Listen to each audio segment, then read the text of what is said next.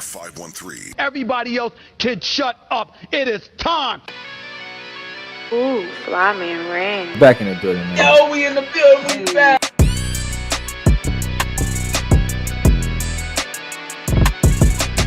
Make sure y'all follow us on everything down to the wire 513.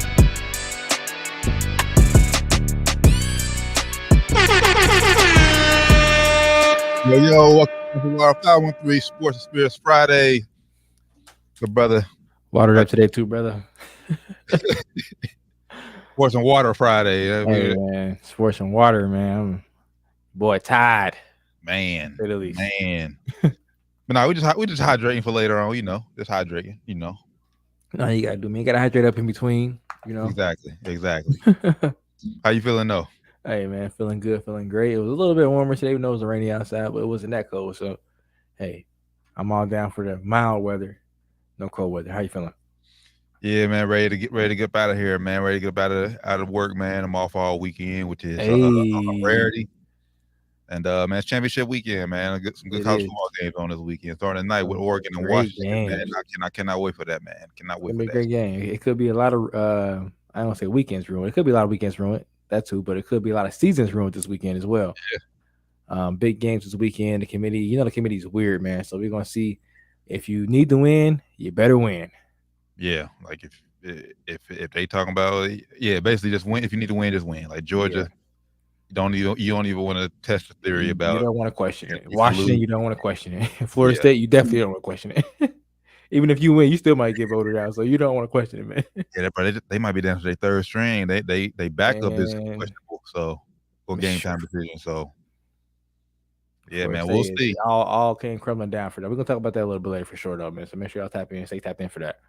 Nah, for sure, man. Make sure, man, give follow everything down to the wire 513. Y'all see it scrolling at the bottom, or as I always say, just Google us, man. It's very easy to find, man. We everywhere, literally. Just Google it. Down to the wire 513. We're gonna pop up. You're gonna see our faces. For sure. Literally. You're gonna see us either on the video, you're gonna see us on our logos, literally our faces. You're gonna see our faces, man. For sure. Oh man, Dez Bryant versus Stephen A. Smith, man. What is going on in the world? Man. They're going at it, man. I all started with actually, I don't want to say Malika Andrews. It started with Josh Giddey. We talked about that a little bit last week. You doing what he did, or allegedly doing what he did. You don't want to, get sued or anything. Allegedly doing what he did, messing with a underage girl. And of course, NBA Twitter, NBA fans were on Malika Andrews' ass because she always makes it a point to bring up negative things about black men when they pass away, when they get a new coaching job, when they get drafted, when anything positive or anything at all happens to a black man associated with the NBA, she is sure to speak on it and bring that negativity, that negative moment that man had up. NBA Twitter was on her ass because I don't know if she had the show yet, she didn't bring it up, but she was not hadn't brought up the Josh Giddey incident yet. And Dez Bryant spoke out on it. Yeah, like right before the show, I just hopped on and read the Dez Bryant tweet, and before we get to that, it's just like, I mean, with the Ime Udoka situation, like immediately, like you just seen it all over social media. Like either you agree with Malika or you disagree with Malika or whatever. But I just know that as soon as the Ime Udoka situation happened, she was trending on her thoughts and what she had to say. Like you said, same thing with the Brandon Miller situation. Draft night, granted, if you thought it was fair or not. But either way, she was trending on social media about how she handled the situation. And now, like I said, with this Josh Giddey situation, she's trending, but you don't see nothing. You don't see like no clips or nothing go wrong with it. It's just like she's trending because people are asking where is she at. Like you said, which is very, very weird. And I mean, and Dez Bryant and I think the people, I mean, have a right to know why. Like, why does she not feel as strong about the Josh Giddey situation, but so strongly about the Ime Udoka and Brandon Miller situation? Right. And Adrian Payne as well. God rest his soul. I forgot about Adrian Payne. When he passed, she made it a point to bring up, his negative situation that happened before he passed, and it happened years before he passed. It wasn't even like it was like leading up to. Is that for anything? It was like no one was even thinking about that. We were all just, thinking about, thoughts and prayers to his family and friends and everything. And you bring that up. But like you said, she didn't bring this up at all. So yeah, I don't get why. I understand why Dez Bryant called her out for it, honestly. Yeah, and then obviously Stephen A. Came to her defense, which I mean, as a good coworker, I mean, I think you should. I think you should, but at the end of the day, Malika's a grown woman. She should be able to speak for herself. And if anybody has a question, like she should be able to address it either on Twitter or on her many platforms she's on. Platforms on either the NBA pregame show or the NBA Today, where she's on almost every day. She could easily spoke on it herself if she wanted to. I don't think she wanted to speak on it because she hadn't spoken on anything else on those platforms, at least, about it. Maybe on her personal platform, she might mention it. When she's getting interviewed or something, mentioning the negativity she gets, things like that. Which like you said, I get why he spoke out. Stephen A. also spoke on this because he did it on Stephen A. Smith show, his podcast, and he wants to speak about things that are most popping right now in the pop culture world, whatever is going on social media, whatever is going on, whatever the sports Twitter, NBA Twitter is talking about, he wants to make sure he's talking about that on his Stephen A. Smith platform because he's trying to get that popping more than First Take, which I don't blame him for that either. His own platform. So I think that's the main reason he spoke on this. I think he feels the way he feels. I think he definitely feels the way he feels. I don't think he's lying about the way he feels about it. But he said, she has to do this because it's her job to do this, which I understand. It's her job. If you're interviewing R. Kelly right after all the allegations came out, if you don't ask them about that shit, of course people gonna look at you like you look at you sideways.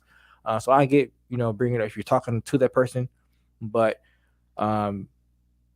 he said we had the facts. We had the facts about the email Doka. No, you didn't have the facts about any of that stuff. Or he said they didn't have the facts about this. He said we didn't have the facts about Josh Giddey. You didn't have the facts about Ime Doka. Didn't have the facts about any of the other things that she brought up negatively about those black men. There were no facts really about that. There were any that were in any pertinence to the situation that she was talking about.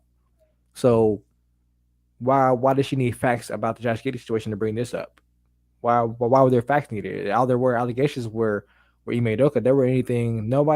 He never spoke on that and said. Well, he did speak on it eventually, but before she spoke on it, he didn't say I wronged or I did anything. He didn't say anything about that shit. No one didn't say anything. It was no comments about it. That was the thing with the Udoka situation. No one knew. We all speculated, like, did he do what he did with the owner's wife or whoever it was to getting fired? But yet no one actually knew. Because I remember the point the video Matt Barnes put up where he first he came to his defense. Yeah. And he came back and reposted like he knew what he did, but like the world didn't know. Yeah. Like basically, if you were inside, like if you had the inside info, you knew. So, but at that point, like I said, when she made her comments, like I said, we were still speculating, like what happened, like what was going on. Same way we're speculating with Josh Giddey. Yeah, right. We're speculating. We don't know what happened. There pictures out there. There were no pictures with Ime Doka situation. There were no pictures at all. We didn't see any pictures of him and some woman. Right. We see pictures of him and this girl. We don't know how old she is. We don't know. Well, now they know her name at least. I'm not going to speak on her name, but they know her name and they know her supposed age now. But at the time, we just saw pictures. We didn't know over all allegations. Yeah, I mean, and at the end of the day, man, like I said, you're on these platforms, and obviously your job is to report them. And obviously, I feel like when you're on these platforms, yes, you can have an opinion. You can have an opinion, like I said, when things come out, but when it comes out and everything is wrong, be a woman, be a grown woman, be a grown man, come back and apologize publicly. Yeah. Like, now I have all the facts. Now I know everything. Okay, but yeah, for you just not to not have the same energy you had towards those other three situations to have it towards the Josh Giddey situation, it does rub a lot of people the wrong way. Definitely does, man. Like I said, I'm not sure if she hadn't had her NBA Today show, and hadn't had a chance to speak on it yet. I'm not sure, but NBA Twitter was on her ass about it, man. And she did eventually speak on it, and had a segment about it, and brought it to light and spoke on it. but it's just very funny how, she proactively brings up situations. You might not even heard about these situations. Like I didn't know the situation about Joe Mazzulla. I didn't know that situation, and then she brought it up when he was in after he got the job with Boston. Like, bro, what did this have to do with anything? So that stuff just rubs people the wrong way. And like I said, I get why Stephen A. Smith spoke on it because he wants to get clicks and views. This is why I think he spoke on it. But I hope they take Dez Bryant's invitation and invite him onto his first take so he can speak on this on their platform. I doubt that. I highly doubt that. Maybe Stephen A. invited him on his platform, but for first take, I don't see Dez Bryant showing up. Probably not happening. He said bring me on the show. That's what he said. I'm not sure if we talking about first take or he's talking about Stephen A. Smith show, but he said bring me on the show. So he offered it, man. I hope they call him up on the invitation and invite him to the show. Now, like I will agree with what they were saying. What Stephen A. Smith said about him coming at her upbringing and everything. That might take it a little bit too far. He could have just said speak on it. How you speak on everything else. I don't know what her upbringing has to do with anything. Honestly, she just doesn't. Well, I guess if she doesn't like black guys, I guess maybe her upbringing has something to do with it. I don't know, but I do get like he kind of took it personal with her, but it is kind of personal at this point. Like she be attacking niggas, bro. Like damn. Yeah. I like I said, she does. I mean, but like I said, I think he should have just kept it like based off what she know. Like when you have to dig deep and like I said, go into her background. Talk about the private school and we don't care about that. We don't care about that. Yeah. Like we don't care about she was in private school or she went to private school. We don't care about that. But when you have like when you have like the actual facts, you can easily point to this time she said something about a black man. That time she said something about black man, and then now a white guy's in a situation in trouble with the league. Crickets, yeah. Crickets, man. So crickets. And honestly, man, yeah, like I said, I said it is weird that she's not, like I said, showing the same energy. But I think the whole thing has to just come back to, and the focus has to be on the Josh Giddey situation. Yep. Like the Dez Bryant, Stephen A. Smith is going back like that. I don't think that's doing nothing but just pushing the Giddey situation further and further down the road. Because as black people, we consume negative stuff that we do in our community. Yep.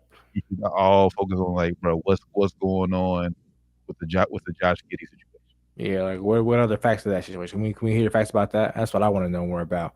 And because we can kind of roll right into that now, since the latest news, at least as of late, I haven't been on my phone in the last like hour or so, but as I saw, the police and the NBA were investigating on it, and the girl and her parents are not cooperating with the investigation.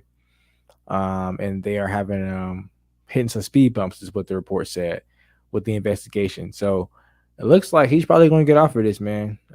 Because if they're not speaking, the only people that can get him kind of caught up for this is going to be her or the parents, and if neither one is cooperating, I don't see what the league or the police can do at this point. Yeah. If he did anything, man, you would creep Josh Giddey. If you did anything with that girl, I don't know if she lied to you or whatever the case is, man. I find it hard to believe you wouldn't find out at some point. Like, all right, it's this girl acting hella young, bro. Like, come on, man. Like 15-year-olds act hella young. That's what she was allegedly 15 years old at the time. 15-year-olds, man. Like, I haven't been around 15-year-olds recently, so maybe they act a little older now. I don't know. But the 20-year-old me would have been like, bro, this chick is not 18, bro. I'm not. I can feel it. I can feel it. But you get to know a girl unless she blatantly lied to this man. Like I said, you should be able to know. And then at the point, and if you're her parents, like this, like where's the parent? Like the parents deserve a lot of blame in this situation too. That y'all not cooperating with police, which leads me to believe, like you said, I believe they're getting money from the side, or they're milking this for all he can. Like as long as he's in the league, as long as he's continuing to pay. they're going to keep it. They're going to keep his name. Like they wanted this to happen. Like they wanted them to be together at this point. That's what I'm assuming. Either she lied and either the parents are hella embarrassed. They don't want to cooperate at that point. They're just embarrassed that they were, parents wouldn't let their daughter do something like this, or they were willingly letting her do this because he was in the NBA. They trying to like, this is our meal ticket. Let's go ahead and let her, be with this NBA player, and maybe they'll get married. Hey, if they don't, maybe she'll get pregnant by him, and then hey, she's gonna be set for life.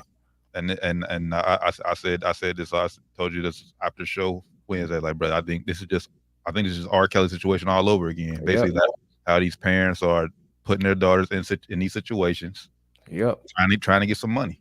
To be groomed. They're getting them in situations to be groomed. Because it seems like, and then like now, of course, since this happened, everybody's going back on Josh Giddey's social media, his TikTok, his Instagram and stuff, and finding all these weird videos he's posted, about situations where, when your girl hugs a 7-year-old or first grader or some weird shit like that, or when she leaves you undelivered for 2 hours, like this weird shit. Like he was probably grooming this young girl. That's what it seemed like to me. It's like he was grooming this young girl. Seems like it was what it was to me. Just being a guy and knowing how niggas are, bro. It seems like he was grooming this girl, man. Like, I know niggas who be creeps like that too, and it'd be like niggas who are older, and the girl be legal, but she'd be young enough to be manipulated, and nigga be manipulating her. It's like he was manipulating this young girl. That's what it seemed like to me, at least. That's just my opinion. Yeah, I mean, granted, like I said, man, we all know, like I said, that you have, but if they're legal, then that's their thing. But the fact that she was underage, like that's the whole thing. Like, if she was 18, like just freshly turned 18, I mean, yeah, it would look bad. I mean, but you can't technically say nothing because she's legally an adult. But she's 3 years from turning 18, I believe, or 2 years. Yeah, whatever at the time. I think she was 15 or 16 years old at the time. Either way it goes, she was under 18. Underage, yeah. He was probably grooming her, man. And like that whole thing too, like the whole power dynamic of that too. Like you're a millionaire NBA player, and she's a kid basically at this point. Like, just the power dynamic is just wild, bro. Like I don't know why you would want to be in that situation as a guy, unless you're a creep. Unless you're just a creep, man. Like some guys are just creeps. Like I don't think it's even cool when guys, even when they're the same age, when you dating an 18-year-old and you're 18 or you're 19 and 20 and you manipulating her, making her do it, just grooming her. I don't think that's cool, man. I just don't think that's cool, honestly. Even if you're in the same age bracket, that's just weird to me, bro. Hella weird. And girls do it to guys too. It's not just one way. It's not a one-way street. Either way it goes, that shit weird to me. Yeah. So I mean, at the end of the day, man, like I said, with the parents not cooperating, that's just, like I said, that says it all from what I believe is going on. And I'm with you. Ultimately, at the end of the day, I think he's going to escape out of this with nothing done, because if the parents aren't cooperating with police, there's really nothing they can do. Nothing they can do, man. The NBA should have him off the court right now. He should not be playing right now. He should not be practicing. He should not be in front of the media right now. This is a terrible look for the league. Whether he is guilty or not, he definitely he was involved with this young woman. Whether he was involved with her intimately or not, he was talking to the girl at some deeply talking to the girl when she was younger. I think it's been alleged she should be off the court right now until they get this cleared up. Like we said, probably going to get off. He's not going to get in legal trouble, looks like, because they're not cooperating with the law. So at that point, when he's proven innocent, at that point, they let him back on the court. But right now, he should not be playing. Well, I slightly agree. I mean, because we've seen. It's like until they know all the facts, you really can't. Basically, until we know all the facts, you really can't, like said, take him off the court. I say I with you, like, as far as he shouldn't be speaking at all. Like, maybe like play games, bro. Go home, like stay off social media, all that. But I don't think the NBA can release, like I said, suspend him until he does something. Because honestly, I mean, I ain't saying suspend him, just or take him unavailable. Make him unavailable. I ain't saying suspend him. Make him unavailable. Make him unavailable. Maybe have him away with pay, but make him unavailable. So I don't even think they can do it. I don't think the Thunder can do that, because teams do it all the time to players when they don't want the player playing. John Wall got sent home to sit home and chill and get paid still. Happens all the time. Oh, yeah, it does. They could definitely do it. They could definitely do it. And maybe they shouldn't have him off the court because, of course, we have players in the past that went through shit too. They were still playing, like, Kobe is a situation. He out there playing every night, killing it. But he should definitely not be in front of the media. The Thunder PR team is doing a terrible job right now. And that's what I wanted to bring up. Like I said, there's been players in the past who was going through shit and they were still allowed to play in game. So, like, keeping them off the court, I don't think they should do that. But definitely, he shouldn't be doing interviews, podcasts, stay off social media, and you just play games and be quiet. Yeah, I don't know. I just when it's a minor involved, I just feel like it just takes it to another level, man. He should be. I don't think he should be on the court, bro. Personally, I know the league probably couldn't do that, but personally, man, if I own the team, if you own the team, you can have him off the court. That's I mean, it's the Thunder for sure can definitely come in. And if I own the team, I probably would have him off the court right now. If I own the team, I ain't gonna lie, because that's just it's I get to the bottom of it and realize what it was and see what it really was. And if you tell me, hey, she lied to me, all right, I hear you. I believe you, bro. I'm gonna have you tell me how you sit on the side though until everything gets settled with the police and they get the investigation figured out. Then I have you back on. But right now, I can't have you on the court, man. Well, because everything else that happened and with people in the league has been adult to adult, at least.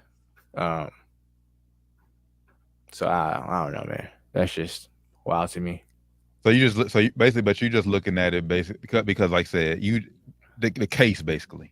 Yeah, because she's a minor. I would take it a little bit more serious than you took the like I'll say, I don't think you suspend them yet until you figure out what happened, but allegations happened in the past. So if proof came out though with these allegations, but the Miles Bridges allegations, there was really no proof of the Kobe allegations besides I ain't gonna talk about that, but it was medical proof they said, but there were no pictures or anything.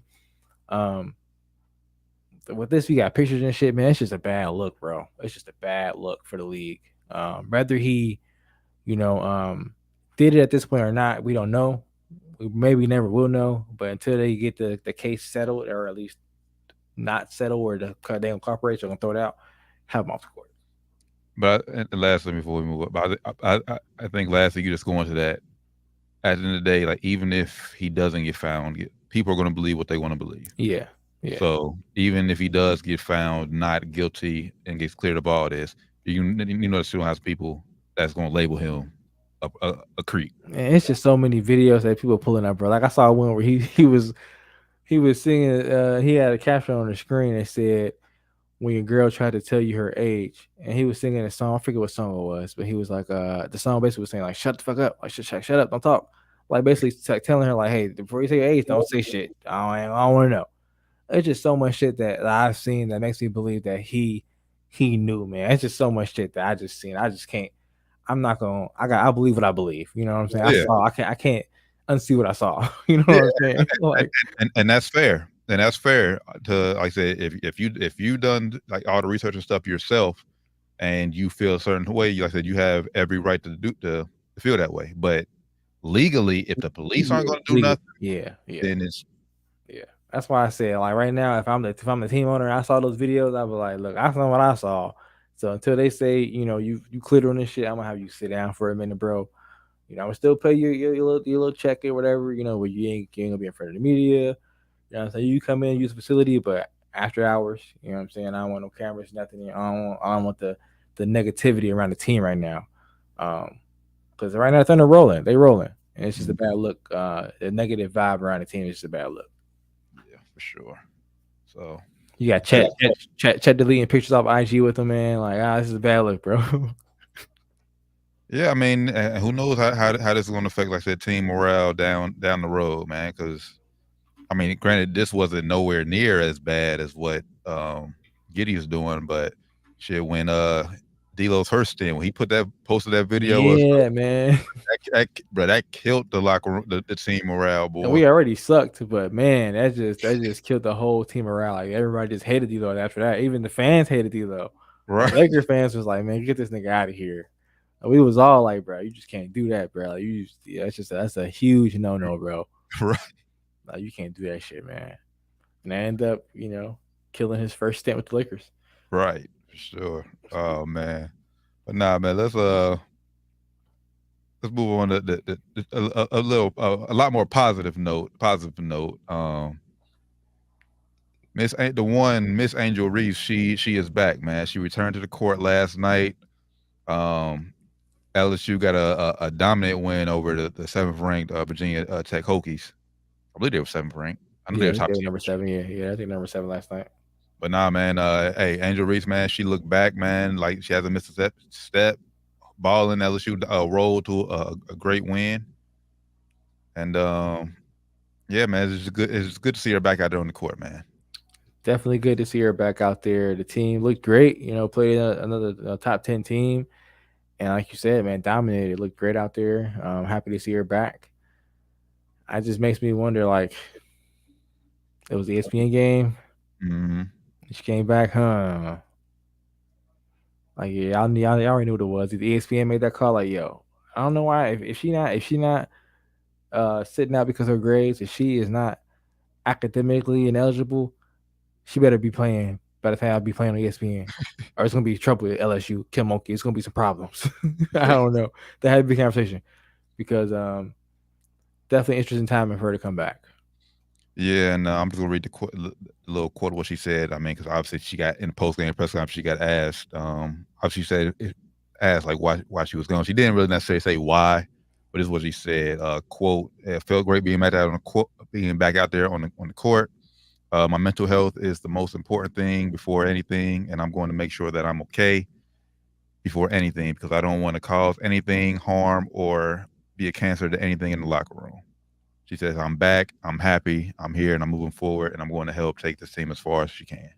So, okay, it's definitely good to hear. It makes it a little bit more clear, possibly what it could have been. Maybe,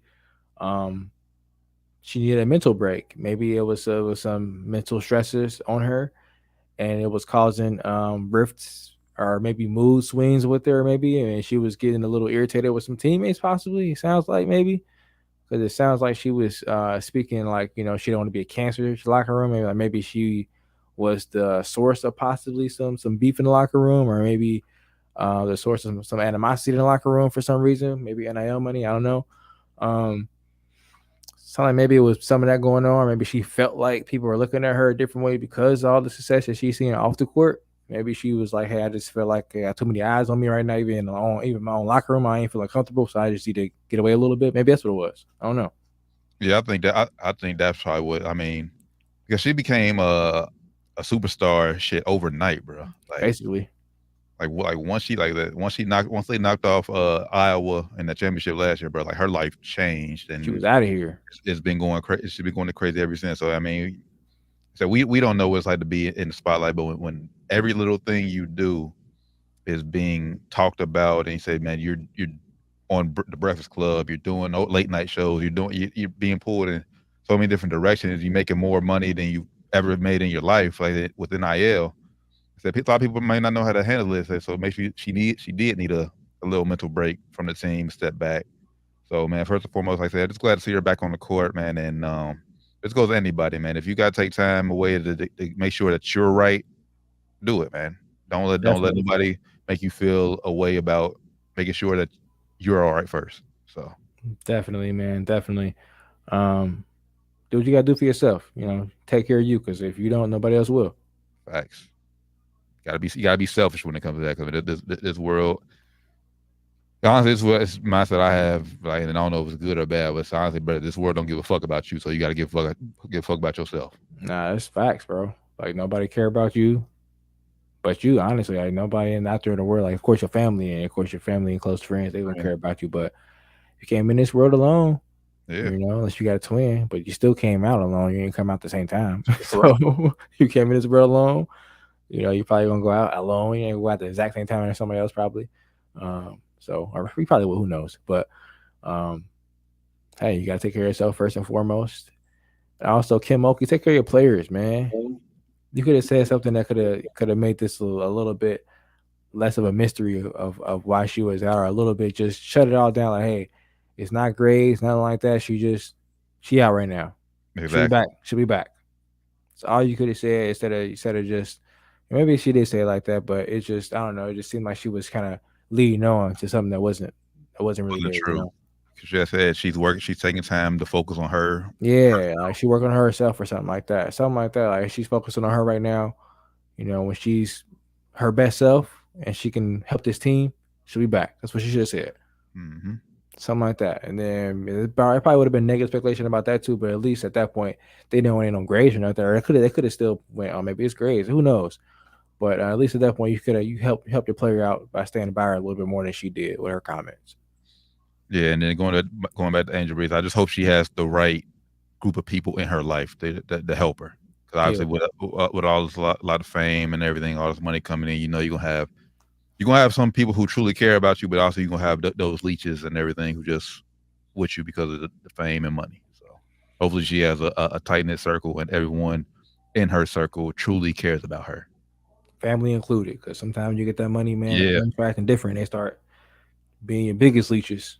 Mm-hmm. And using that family card as the, oh, come on, I'm family. You gonna say no to me? Like, yep. You taking advantage of me, you know? So hopefully she not getting taken advantage. She is very young, you know, like you said, coming into success the way she did overnight, change her family's whole lives, you know, overnight. So it has to be a lot on her. So I hope she's taking care of herself. She says she's back, she's happy. Hope that she's truly happy and hope it lasts. Sure. It looked good on the court. Like I said, LSU, they was rolling, that's dominant. Slow start, but you expected that West that first game being back. But by the second half, yeah, that game was over. So good to see, man. It's good. Like I said, like we said before, like we said last week, man. Women's basketball in general, man, is at an all-time high. Like the most eyes on the sport, especially the college game.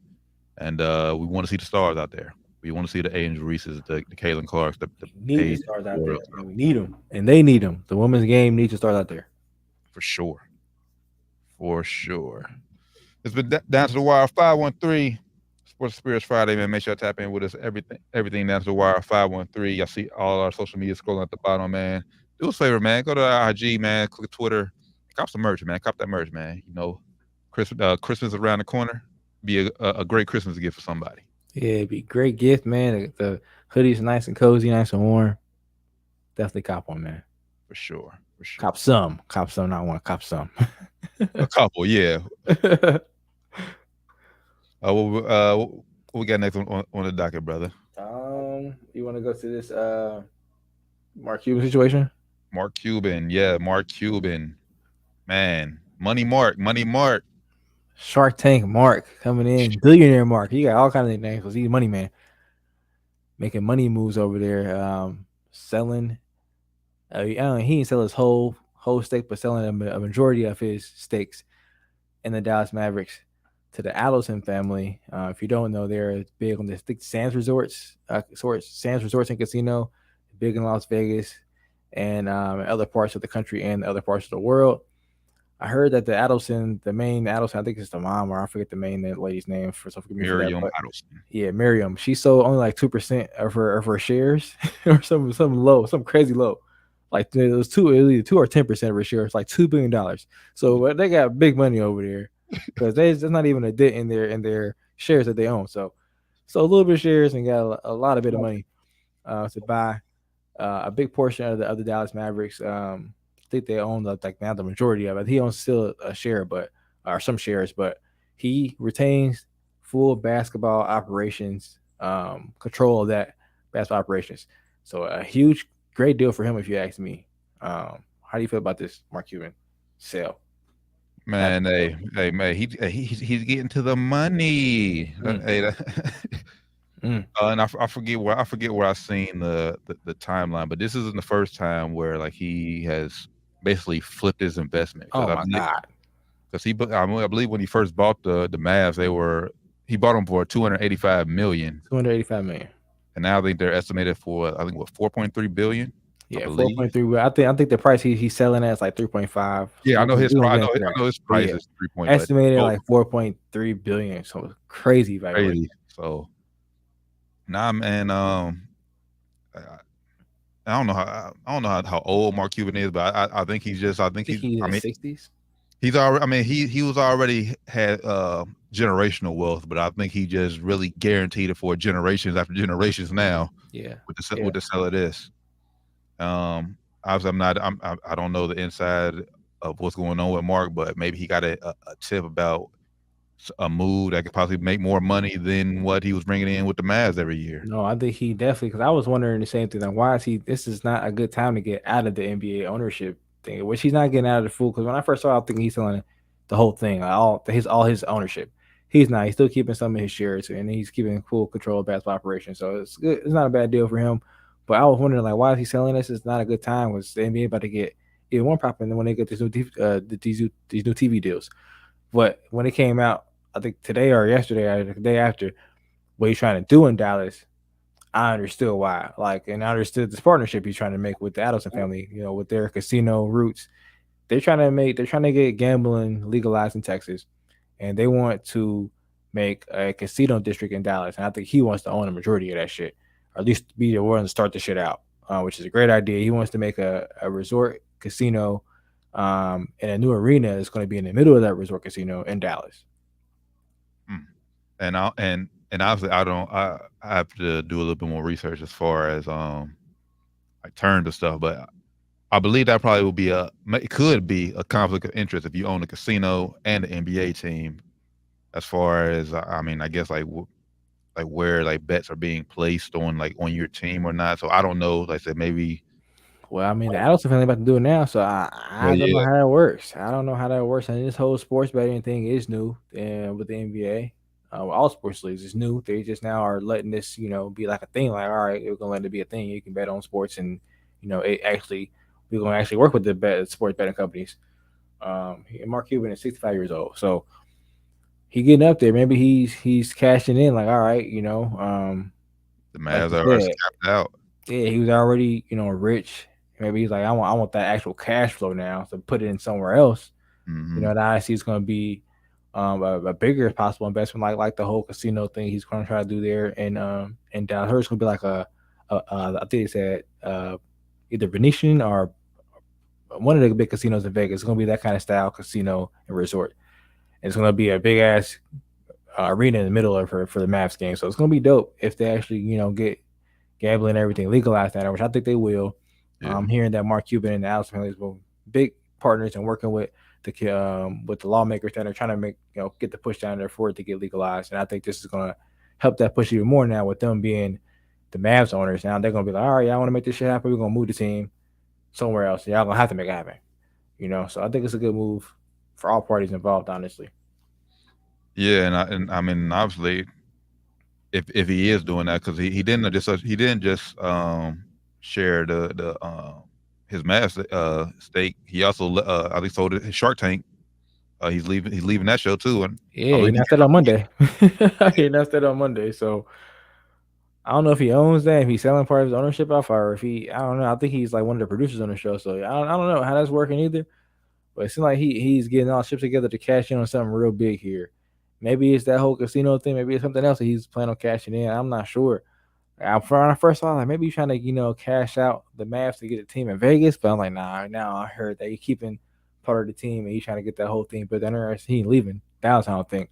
right. So now I don't know what he's going to try to do, man. And the What fact else? and the fact that he's still controlling the basketball operations of it, Mhm. which means, like I said, so he still loves the game of basketball. He still wants to be a part of the organization. So Still I going to don't, be around every day, probably. yeah. So I don't see, like I said, I don't see him the Vegas thing, at least being part of the Vegas team. I don't think Yeah. that definitely I can't don't see happen. that happening. Now knowing this partnership and knowing what he's trying to do there, I don't see that happening. But And maybe this is a move, like I said off air. Maybe he knows that the TV deal about to be able with Bally Sports, so that chunk of money next year ain't gonna be there. mhm. And he like, you know what? I'm tired of paying the expenses of the team. I wanna maybe go into luxury tax, and I want to pay that big luxury tax bill. But Alex family, they got more money than me. They can possibly foot that bill. So I'm gonna go ahead and partner with them, let them own most of the team. So if it do come luxury tax time, they gotta pay, not me. Right. Maybe that's what you're trying to do. I don't know. But yeah, I mean, like, a little weird timing. Like I said, with the deal, like especially because NBA about to get they about to all get a new TV deal. Mm-hmm. Those teams who are on Bally Sports Ohio. So yeah, man. I'm curious to see what Mark Cuban does. I always looked at him as a very good businessman, great businessman. Yeah, forward-thinking businessman too. He's always ahead of the curve, so he definitely knows something we don't know. Whether he knows the right information or the wrong information, we're gonna find out, I guess. If I had some money, I would pay to talk to Mark Cuban and get some chips involved. What he's going on. Yep. Because If I had some money, I would invest in whatever he got going. Like, exactly. hey, whatever you got going over there, I'm not sure what you're doing, but just take my little bit of money and just add it with your lot of money and just give me a return of a little bit whenever you Man, something. just give me a little return. Hey Mark, if you I ain't got a lot of money, good brother, but I want to be a part of what you got going on. I got 5 on it, bro. Yeah, hey, I got something on it. I got 5 on it, bro. My little 5 ain't much, but it might help you out a little bit, when everything else short. You might have my little 5 might come in handy, Something. I could pay a light bill or something. Hey man, I can throw you on my T-Mobile bill, my cell phone bill, or something. Man. Right. I got you, bro. I got you. Fuck with me, bro. Fuck with me. I need to be a part of it. I need to start creating this generational wealth, man. I need parts in the ownership group, man. Whatever you got going. But no, can't wait to see it. But yeah, I believe, like I said, I believe we really will see what is going on once first the state of Texas legalizes gambling down there, sports betting down there. Then I think that's what will really determine what Mark Cuban was up to. So I give about a year. Give it about a year. Yeah. If not, man, he's gonna be going crazy. Like, bro, I just sold this part of the team. I gotta make this shit go through. Come on, what are we doing? Mm-hmm. What are we doing? Nah, shout out Mark Cuban though. It's big moves, man. Big moves. Huge moves. Oh man. So we touched on Wednesday. Obviously, we touched on the brackets of the in-season tournament. So you said Boston, unfortunately, right? You picked Boston to win. Yeah, I picked Boston. I think Boston's playing the best right now, especially since Denver didn't make it because Jokic right now is still the best player in the world, if you ask me. And he got even better, man. He averaged 30 points now. Like first he was averaging like 25. He averaging 30 and 10 assists still. Like, man, what can't this man do? So what you think of obviously I picked Phoenix to win. I think Doc picked He picked Phoenix too. Yeah, Phoenix. Yep, Phoenix. So obviously they said in-season tournament game starts December 4th and 5th. Each home game will be at the Top Seeds arena. Can't wait for that. But then we got semifinals, which kicks off in Vegas December 7th, man. And obviously it's a big merger happening about how we're gonna be able to watch these games and consume these games, man. TNT and ESPN, man, coming together as one. What you think? How you think of what you think of that move and how everything's gonna play out? I think it's definitely a good move. Excited to see how it pans out. We did a little bit of reading up on it before we hopped on here. It sounds like they're gonna do it pretty interestingly and pretty good. I think it's gonna be a nice twist to the broadcast of the game. I think ESPN definitely needs it. With their cast they have. I'm not a huge fan of their pregame show, or their NBA game day cast at all. I'm very vocal about Wilbon. Not a huge fan of Wilbon. I used to like him back in the day when he was younger, I guess, but he's just that old man on the block who he's good for ratings though, so I understand why you want to have him involved with this. He's an OG, man. OG. Yeah, he's good for ratings, so I understand why we want to have him involved with this. But I'm excited to see how this is going to turn out. Much love for Michael Wilbon. Everything he's done in the business for sure. But yeah, if I didn't know, so basically, I said tournament start. I said semifinals, TNT and them will be a merger. So for the first game, it'll be broadcast on ESPN with Mike Breen, Doris Burke, and Reggie Miller. TNT's Reggie Miller will all be on commentary with Lisa Salter serving the sideline reporter. And then for the late game, we'll flip over to TNT for Kevin Harlan, GOAT, Candace Parker, and ESPN's Doc Rivers with Allie LaForce on the side. Raspy voice Doc. I got mad respect for Doc, everything he does, but I can't listen to him call a basketball game. I'm sorry. You know what though? He really ain't that. I like his inside, but I like his knowledge of the game. But his voice is just, bro. Yeah. Yeah, but what he be saying don't be that bad sometimes. Sometimes he be saying some bullshit. But his voice is just damn, bro. It's not as bad as I thought it would be though. Like I don't know if they be here some hall or some shit before before the game, or they make sure you got some hot tea or something sitting nearby. It ain't bad as I thought it would be. But yeah, it's definitely not that appealing. On that side note, I'm just a little upset with Doc Rivers, man. I mean, I'm not mad at him because I would do the same thing for my family member, but bruh, I know he pulling some strings. He got Austin Rivers there, a job on there, part-time analyst on. Oh yeah, I be seeing him.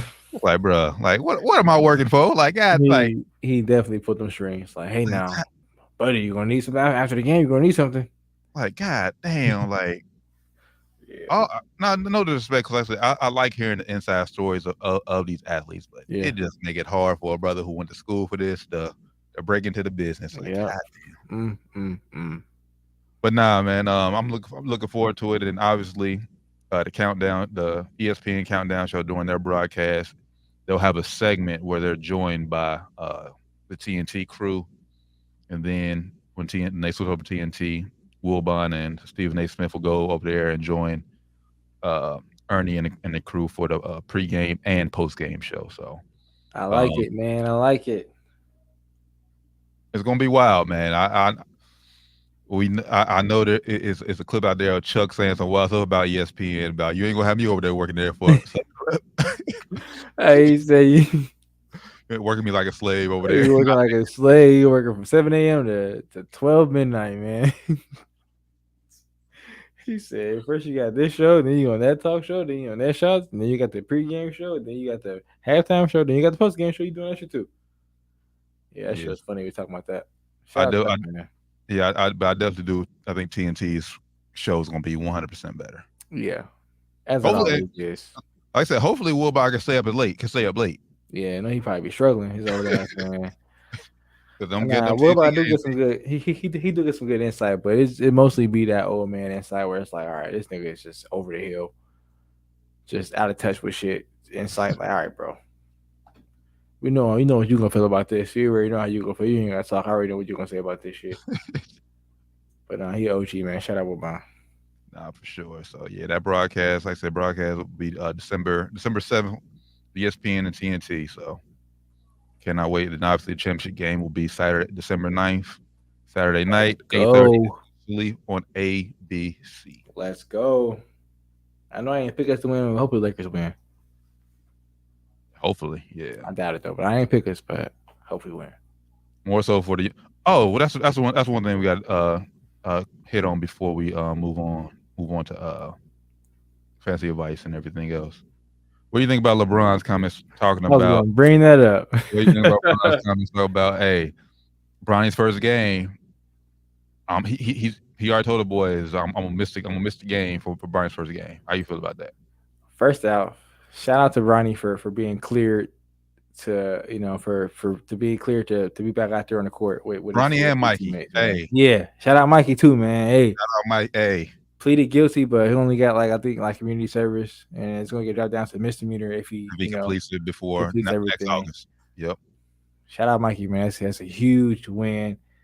So hopefully he get back get with the team. I ain't say back because he ain't been with the team yet. Get with the team. Mm-hmm. Get on the court soon. And shout out to Bronny, man. Got cleared. We don't know what the actual diagnosis of the cardiac arrest was or what the diagnosis of the reason was, but he back out there, man. So. Happy to see that. Brian said he's going to be at the first game regardless. He already told his teammates he might miss a game. Hey, I'm with it, bro. I'm with it. That's your son.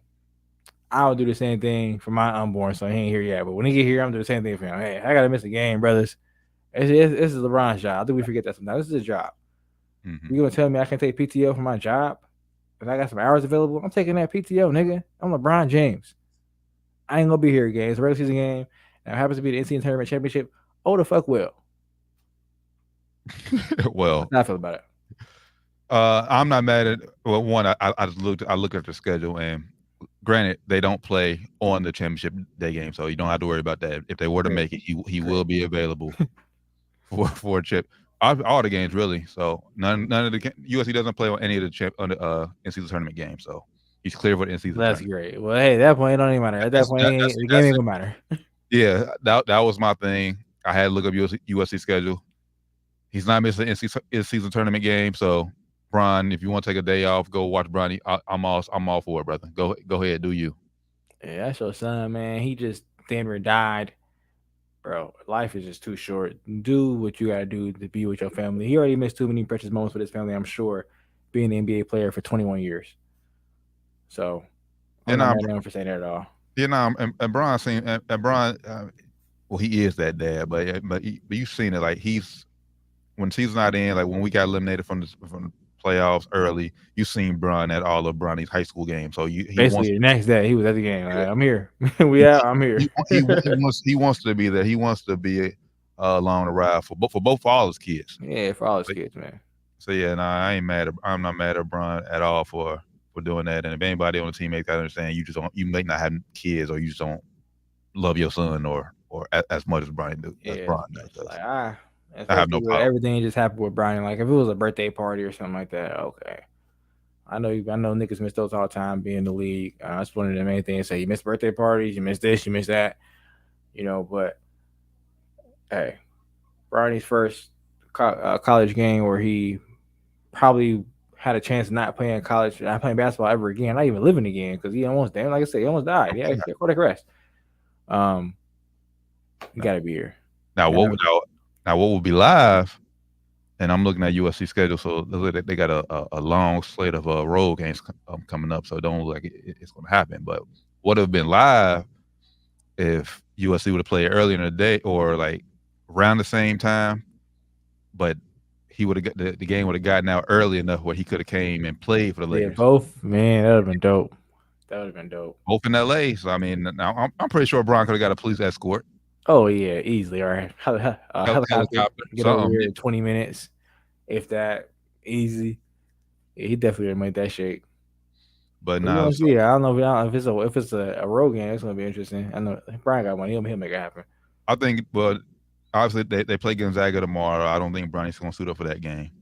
But their next home game is December 10th, Sunday, 1:00. So I think that'll be Bronny's debut. That's a good candidate. I think that'll be Bronny's debut. So I think that's a good candidate for a LeBron attendance. And I don't believe the Lakers play that day. Real quick, they don't. So no conflict of interest there. So that'll work out, man. That'll work out. And hell, that'll be a great day. Hell, that'd be a great day. You win the in-season tournament the night before. You watch Bronny play that Sunday. Yep, if we're lucky enough to make it that far. Yeah. Man, we're losing the first round of the Suns, man. The way they playing. Shit. But we'll see. We'll see what happens. Oh, you ready to help these people out, man, with some fancy advice? I think so, man. Let's get it. Let me get my little notes over here I've been writing. Yeah, with my notepad, I typed up earlier today. Where I put it. All right, so fantasy advice week 12, right? Week 13. 13. Shit. Week 13, yeah. Week 13 fantasy advice, man. I'm gonna start off with the start. Okay. I'm gonna say I think it was the game of the week when we was doing rapid fire. Devontae Smith against the 49ers. I think the Niners are going to shut down. I forgot her name. AJ Brown. So Devontae Smith, I think, is a good pick here. I think he'll be able to get loose as long as they can find him, man. Okay. I'm going. I got too many damn tabs open. What am I thinking? Okay, here we go. All right. So my start, I'm going start of the week. Yeah, I hate to kick a team while it's down, but I did this. I'm trying to win, trying to help win fantasy football. So no hard feelings. I'm going Travis Etienne against the Bengals, man. Bengals, man. They struggle against the run. They struggle against the run, man. Linebackers have been banged up all year. The defensive front just hasn't been the same. I think you're gonna get a strong case of Travis Etienne this Monday Night Football. So get Travis Etienne in your lineup for sure. Primetime game, time to go off, man. I ain't mad at that pick at all. I'm gonna go same game sit though. Other side, running back Joe Mixon. I don't know. Last week we picked him to start. They ain't showing no love. I don't see it being any different this week. Honestly, I think the Bengals are gonna get down early and have to be throwing the ball. So I don't think Joe Mixon's gonna get a lot of action. And I blame Zach Taylor again. He was more happy. I'm blaming him. Blaming him right now. I'm gonna put that. I'll piggyback the Joe Mixon. But I'll put him as a potential bust. The wild card. Yeah, because I think Zach Taylor will. I think Zach Taylor did learn, and I think Joe Mixon will get more carries. But I don't think the game will be close in the second half. Where I'm with you, they'll need to be throwing the ball late in the game. So, but first half, I do think he'll get more. He'll get more opportunities and carries in the first half. But then I think drives will stall. They won't be able to get no points. Bengals will ultimately trail. Then they'll have to be forced to throw the ball. So hopefully, those first few quarters, Joe Mixon can break off a few big runs for you. Maybe score a touchdown for you. But late in the game, yeah, don't expect the Bengals to be in a position where they can still run the ball. Yeah, probably won't be the case. For me, my other start, I'm gonna go another start. Let's go wide receiver Tank Dell, man. I like him. CJ Stroud, one of CJ Stroud's a top weapon. Going up against Denver, man. Denver's been they've been known to give up a lot in the pass game. Now they've been stingy against the run, which is weird because I mean they've been statistically looking all year they've been bad in the run, but this week CJ Stroud, man, coming into town, I like this matchup. Patrick Surtain is probably who he's going to be on. Mm-hmm. I think he's taking a step down. He's lost a step. I think Tank Dell can get a lot of open targets this week. So get Tank Dell in your start lineup. I like Tank Dell a lot. I ain't mad at that pick. Remember, there are six teams on bye this week, so you're gonna need a few people. Yeah, you're gonna need some receivers. Either in the slot spot, or you're gonna need a receiver somewhere. I'm gonna go start as well. Let's go David Montgomery, man. Shout out to my Healthy Owls. That's a my Healthy Owl alum as well. So David Montgomery versus the Saints. He gets most of the goal line looks. So I think he's gonna try to score a couple touchdowns, or at least one touchdown. And he gets some looks. I think they'd be switching series, him and Gibbs. So I think he'll get some good looks and score a touchdown. So David Montgomery. Yeah, now they definitely like I said, switch, and whoever's hot, that's who they'll go with. I don't think this. This is probably almost an obvious pick. But might not be. People may think because he's playing against his old team, he might be due for a big game. Don't fall for that this week. Sit James Conner, running back for the Arizona Cardinals. I know he's going up against. He's back in Pittsburgh, but he's literally probably the only other weapon Kyler Murray has. And Pittsburgh's defense is something serious. Don't expect Conner to get off. He may score like maybe a touchdown, but that's what's 6 points. Look somewhere else before you start James Conner. I ain't mad at that. He's suddenly playing his own team, but don't start him. Don't fall for that. I'm gonna go with Sit as well. Let's go. Mac Jones, man. I don't think he's starting anyway. Yeah, I don't know if he's starting in the league. I know some, like you said, there's a lot of bad weeks out there. If you're in a quarterback, don't put him out there. Like, do not start Mac Jones. He probably gonna start a half and then be sitting down for the second half again. Don't even get Zappy either. No, yep, I wouldn't even. Yeah, I would stay away from New England offensive players in general. But gotta pick one, so I'm going Mac Jones. I think they're gonna probably start him again, but he's probably gonna be sitting on the bench by second half once again. I'm gonna put this guy. This is my last one I got for the week. I'm gonna put this guy as a potential bust alert. I'm gonna go Cooper Kupp. Ooh. He's seen, and I just don't think he's healthy. I mean, towards the end of the game last week in Arizona, he started out limping. He ended the game limping.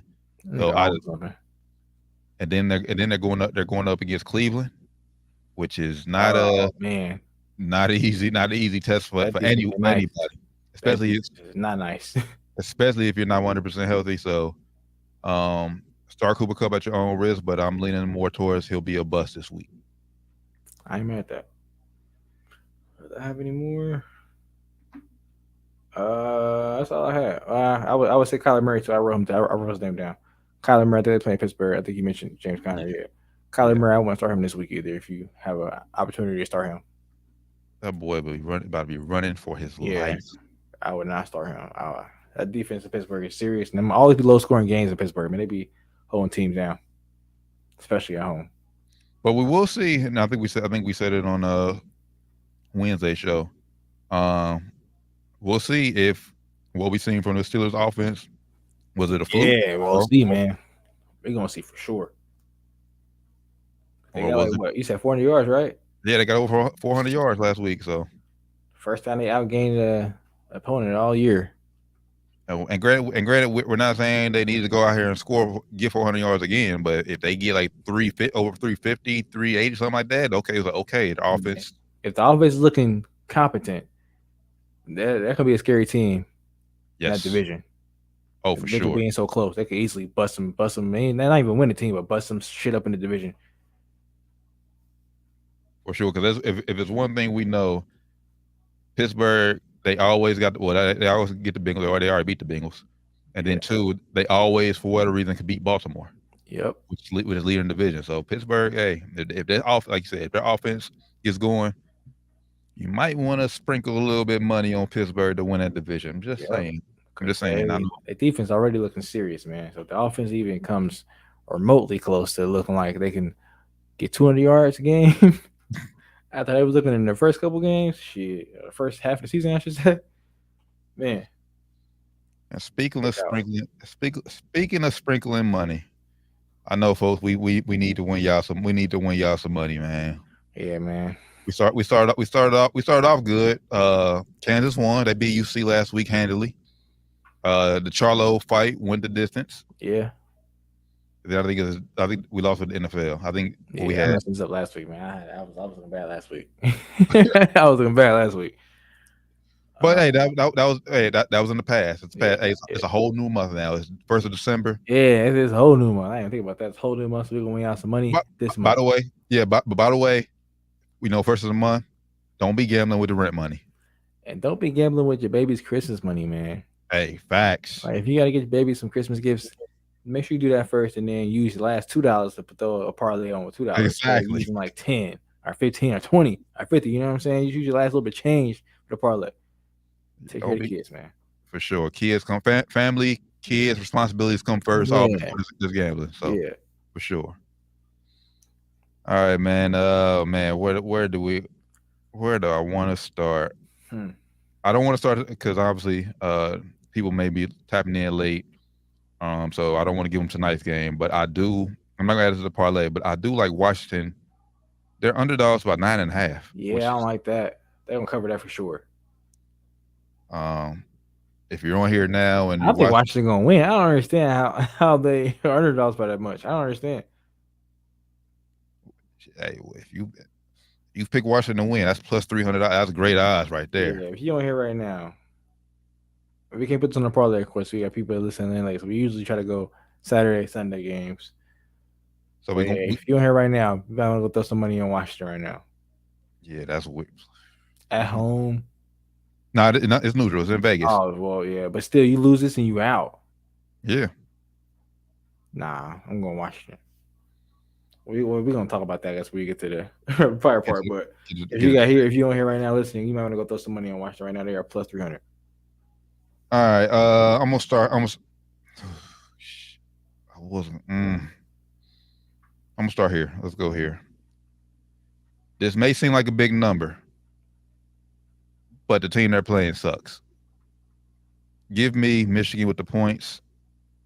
It's 21.5. They're playing Iowa. Okay. If you know anything about college football, and if you watched Iowa, you know they cannot score the ball at all. Their under has been like 26 points like the past 5 weeks. Michigan can score the ball. They'll beat Iowa by 21, and easily. Game won't even be close in the second half. Okay. I'm starting, and you know we don't need like that team up on school, but we trying to make y'all some money. Trying to make some money this week, so I got to be careful with my picks too. I was doing real good with the over-unders. I'm going to try to go with some over-unders, man. Let's go under for this Steelers-Cardinals game. 41.5. What's the weather going to be like in Pittsburgh? I got the weather on here. I'm on FanDuel today. I know ESPN bets, by the way, today, guys. Yeah, I'm on today. I can. Well, let me pull up the thing on ESPN. I'm on. That's what I'm on too. I'm on FanDuel too. So. Right now, weather in Pittsburgh, they are projecting 46 degrees, cloudy. Damn, it's not that bad. It's not that bad, really. Give me under. I think Pittsburgh defense is going to hold Arizona to under 20. I think if anything, Pittsburgh will score around 21 points. So give me under 41.5 for the Cardinals at Steelers. Let's see. What did Pittsburgh have last week against the Bengals? And yeah, they had 16 last week against the Bengals. Still put up 400 yards. Yeah, so that's about right. That sounds about right. All right. We'll see. We sticking NFL. I gave you my one college game of the week, so I'm not doubling down in college. We'll just go here. Was simple and plain. Chargers money line over the Patriots. We'll keep it there. Chargers money line. I like that. We find these guys. If you're on FanDuel, they're the first one. There we go. All right, Chargers money line. Look at the NBA. We got any good NBA games tomorrow? FanDuel, do they have NBA games on tomorrow? Ooh, this tonight though. Damn, they ain't got nothing tomorrow, do they? Yeah, I don't think FanDuel puts the games up out tomorrow. That's lame. They got the Nuggets Suns on there tonight. That's gonna be a good game. They don't do tomorrow. Let's go back to NFL then. I ain't know much with the college, man. All right, let's Detroit money line straight up against the Saints. Detroit, all right. Let's see. We got 4 games on here, and we had Detroit. That takes us to. Yeah, right now we're at plus 635. 630. So that's $10. That's $60. That's $63. Yeah. Do I want to be greedy? I wouldn't necessarily call this greedy. Because they should win. Last one I got. Let's go Chiefs money line over the Packers. I knew you was going with that, but I like Kansas City. Man. I knew you was going with that. I like that. Yeah, that boosted up actually a lot. That makes it plus 918. Yeah, plus 918. It boosted up a lot. I think I'm done. I don't think I need that. I like that a lot. Plus 918. $10 get you $91. $2. Let me see. I'm gonna put. Let's see. What did $2 get you? $18. 18. That's a pretty solid bet. So hey, you trying to be cheap for Christmas? You want to make sure you got some extra Christmas money. You want to just put a little skin in the game. Throw a little $2 on there. Or like you said, Rand, if you got to put your last $2 on there, you get to flip $2 into $18. Boom! There you go. The extra gift for somebody. Something. Put a little bit of gas in your car. Yeah, you get a nice gift for $15 these days. You get a nice little gift, 5 and below. Yeah, and you have some money left over. Shit. Exactly. So yeah, I think that's our dance of wire 513 parlay. So we got Michigan minus 21.5, which technically they need to win by 22. The under 41.5 of the Cardinals Pittsburgh Steelers game, Chargers money line, Lions money line, Chiefs money line. Lock it in. Lock it in. And then last, but certainly not least, we got the college football Championship weekend edition, rapid fire. Championship week rapid fire. We go. Well, there's one championship game underway right now. New Mexico State and Liberty right now, so we a little late on that one, but we'll pick the other one tonight. Oregon versus Washington. Winner more likely is in the college football playoff. Probably is. Who you got, brother? Spoken a little bit earlier. Give me Washington. I know they're not at home, but we watched it in neutral site. In Vegas, your former hometown. Yeah, man. I love it out there. Still, we were talking about Vegas earlier. Shout out to my Vegas peoples out there, man. Yeah, give me Washington, man. Penix Jr., right? Is that yep, Penix Jr. I don't know if it's Jr. or just Penix, but Penix Jr. Yep.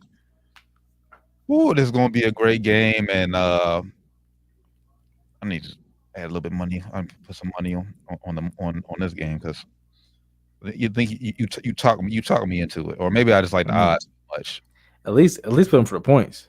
I did. Well, yeah, I took in my personal one. I did have them cover the points. Yeah, if you don't think win the game, I think it's gonna be a close game regardless. So I think it's gonna be like a 3 to 6 point game, like a field goal or touchdown game. Yeah, man. Obviously, everybody's just looking at how the way Washington limped into the Pac-12 championship, and Oregon has been dominant. That's why it's so crazy. We know it's hard to beat a team twice in 1 year. Bo Nix has been playing out of his mind. He has. But there's just some teams you just can't beat for whatever reason. Whether it's small things like coaching, comes down to a decision. Special teams play. Hey, like on paper, like Ohio State, like we should have. Man, I hate to bring this back to myself, old wounds, but like we was dominating that game, but for whatever reason, small things, we just couldn't get it done, and that's what happened tonight. So I'm with you. I've been riding with this team all year. I'm not falling off the bandwagon right now. So give me Washington and the Washington Huskies, Michael Penix Jr., and they are headed to the college football playoffs. Let's see what else we got. We got tomorrow noon kickoff. The Big 12 championship. Number 18 Oklahoma State not at number 17 Texas. Might as well be a home game for Texas. They're playing at Cowboy Stadium, so yeah, it's basically a home game for Texas. Yeah, number 18 Oklahoma State at number 7 Texas. Texas is playing they're trying to keep their playoff hope. Yeah, still got a long shot to get in. If you Texas, so you have to win this game. If you Texas, I think Texas will take care of business.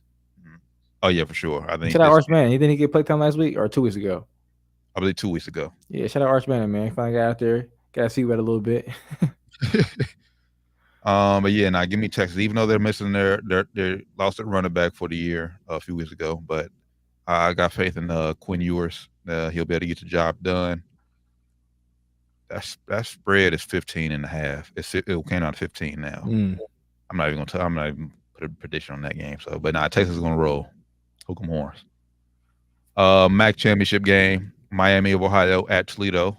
The game's also kicks off tomorrow at noon on ESPN. Give me Toledo, man. I watched one Toledo half a Toledo game this year. I think it looked pretty good. I think that's Toledo ticket. I'm with you. As much as I want to roll with Miami, Ohio, because they're closer locally. Yeah. Toledo, man, and I went to BG. I'm pretty good. I went to BG, and we should have beat Toledo. Nonetheless, man, pride aside, yeah, I got Toledo knocking off Miami, Ohio. Hey, hold on. Before we go on, I was about to say this before you went to that next game. You hear about the Oklahoma State? It was a Longhorn cow that got killed. Oh, yeah. And Texas beat their ass. Like I said, beat their ass. Yeah, beat their ass. That's crazy. I was about to say find a cowboy, but that cowboy's a real person, so don't. Yeah. Don't do that. But yeah, man, they got to beat their ass for that shit. That's crazy. I just wanted to throw that out there. A frat party too, like that's wow, bro. You how high did that? You did that shit. Bullshit, bro. Mountain West championship game. Mountain West, right? Let me see. Yeah, Mountain West championship game. Boise State at the UNLV Rebels. Well, not at. They're playing in Vegas. Basically at. Shout out to the UNLV Rebels. I haven't watched a lot of either of these teams. I'm gonna just go with UNLV. Well, they're the favorite. According to Vegas, they're the favorite. But yeah, I only watched a quarter of Boise State, and they didn't impress me from what I've seen. So if UNLV they went 9-3 and slated as the favorites at first in Pretty good. Mountain West, I think they should win based off the quarter I've seen. Number one Georgia at well, I keep saying at number one Georgia versus number 8 Alabama. Games played in Atlanta, basically a home game for Georgia. Yeah, basically home game for Georgia. This is gonna be a crazy game, man. Crazy game, man. Alabama should have lost, man, last week Yeah. against Auburn. Auburn, what are you doing? Blitz, rushing. You just had No idea. So with that said, I think Georgia's gonna dominate this game. I hope Alabama wins. I'm rooting for Alabama. But I think Georgia's gonna win. Well, good. You might be receiving a call from you. Say you picking Georgia, but you hope Alabama to win. I don't want them to win. I'm just being real. I think if Georgia loses, they still get in. Ooh. So they ain't got much to lose. Well, we'll see. If they getting in, they getting in. If they lose, bro. They getting in. Bama getting in too, though. That's all I want them to win. I want people to get pissed off. I don't know. I see. My other thing is, like Ohio State, we lost to a top 4 opponent. Unfortunately, Bama is number 8. You right. And Dula is a bad look. So they're gonna say Bama played a tougher schedule than Michigan played.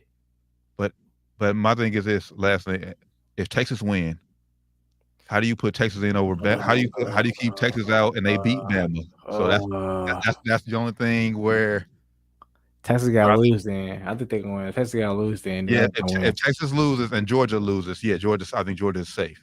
But if Georgia loses and Texas wins, I don't think you can keep Texas out. Oh man, that'd be tough, bro.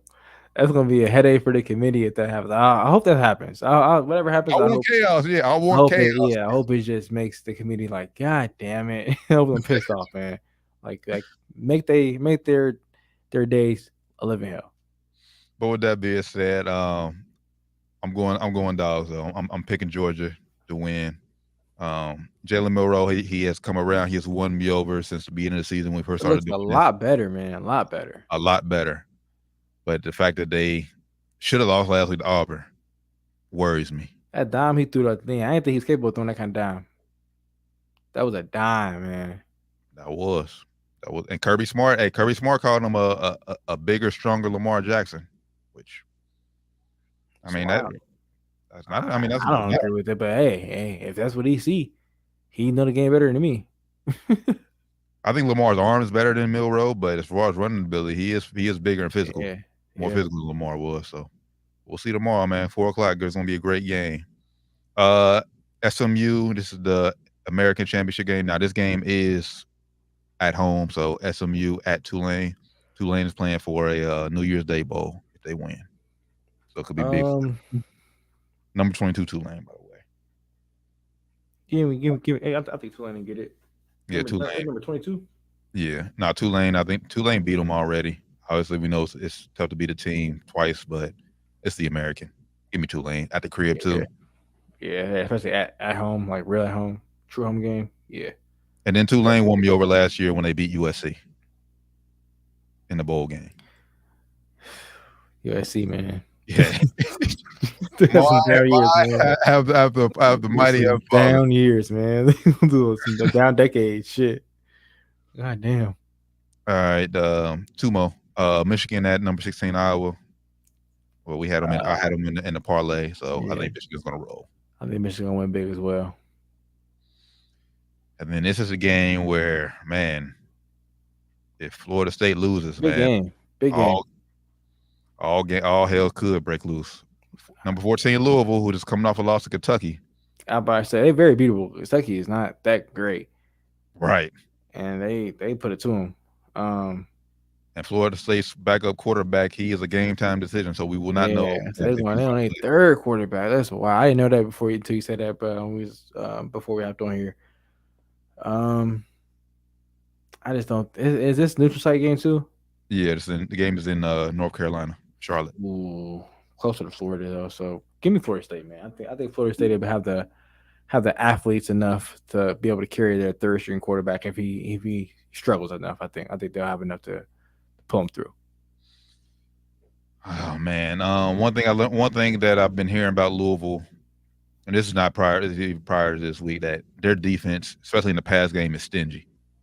Like they do not give. They may give up a lot on the run, but you're not throwing the ball a lot against that defense. Well, you couldn't tell Kentucky that last week, unfortunately. I'm going Florida State though. I'm going Florida State. It's gonna be close, I think. It's gonna be close. Well, the spread is 1, so yeah, it's gonna be close. Damn near pick 'em. But I'm with you. I just think Florida State has enough athlete and talent enough to overcome. As long as the third string quarterback doesn't make crucial mistakes. As long as he ain't like super trash. Yeah, I think they'll be able to overcome that and be able to, like I said, win a close game.